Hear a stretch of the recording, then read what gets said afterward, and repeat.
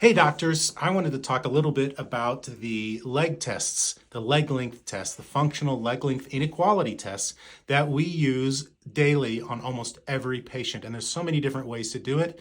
And there's little tips and tricks, and I'm sure I don't know all of them, but a couple of things I've found is that sometimes a supine leg check and a prone leg check will give you different answers. So if you're having a problem patient, maybe try both.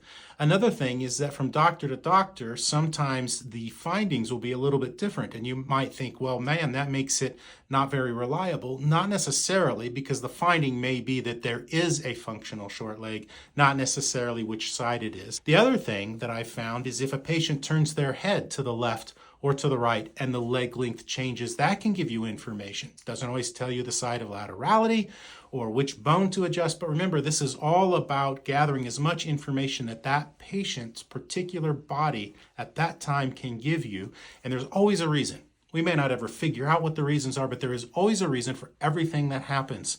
Sometimes it's because you need to be a little bit more careful in how you're doing it. I've noticed that I can subconsciously influence a patient's leg length. So I need to make sure that when I walk up to a patient, I'm walking up to them square and with my, I want to say, brain in neutral. It's not that it's not thinking, but I'm not looking for anything particular. I just want to see, when I look at those legs, is it level or not? And does it change when they do different things?